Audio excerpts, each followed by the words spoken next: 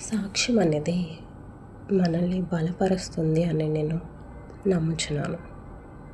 ఎన్నో మార్లు నేను బలహీనపడినప్పుడు, విశ్వాసంలో బలహీనపడినప్పుడు సాక్ష్యాలు విని మళ్ళీ దేవుని మాటలు గుర్తెచ్చుకొని దేవుడు మళ్ళీ కష్టకాలంలో విడిచిపెట్టడు అన్న మాటని నేను మరొకసారి విని ధైర్యం తెచ్చుకొని ముందుకు అడుగులు వేసేదాన్ని.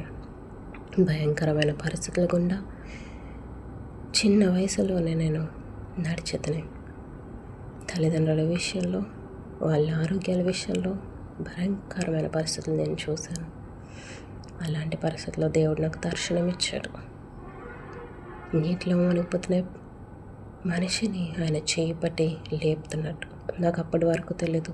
పేతురు స్టోరీ తెలీదు. పేతురు మునిగిపోతున్నాడు, ఆయనను చేయి పట్టి లేపి మళ్ళీ వాడిలో కూర్చోబెట్టాడని తెలీదు. ఆయన నీటి మీద నడిచాడన్న విషయం మాత్రమే తెలుసు. ఆ దర్శనం తర్వాత దేవుడు మళ్ళీ నన్ను బలపరిచారు. ఆ తర్వాత నాకు పేతురు సంగతి తెలిసింది.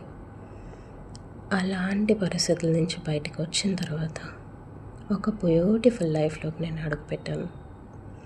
అంతా బాగుంది, అన్నీ బాగున్నాయి అన్న పరిస్థితుల తర్వాత వెంటనే నేను మళ్ళీ చీకటిలోని ప్రవేశించాను. భయంకరమైన పరిస్థితులు నేను ఎకనామికల్ క్రైసిస్లో చూశాను. సడన్గా డిప్రెషన్. అదే టైంలో సెకండ్ ప్రెగ్నెన్సీ దేవుడు నాకు ఇచ్చారు.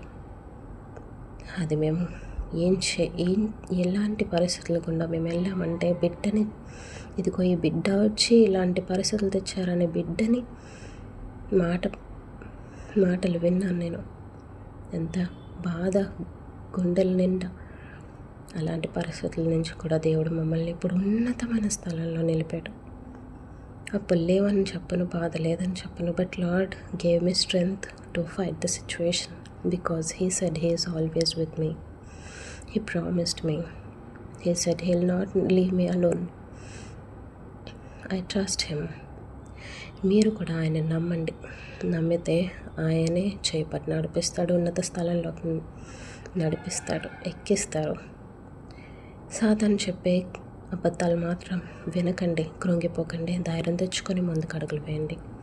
యేసు నామములో ప్రతి విషయంలో మేము విజయం పొందుకుంటున్నామని ప్రకటిస్తూ మేము విశ్వాసంతో పొందుకుంటున్నామని నీకు ముందుగానే కృతజ్ఞతలు చెల్లించుకుంటున్నాం నా పరలోకపు తండ్రి. ఆమెన్. నా చిన్న సాక్ష్యం ద్వారా దేవుడు మహిమ పొందుకుంటారని నమ్ముచున్నాను.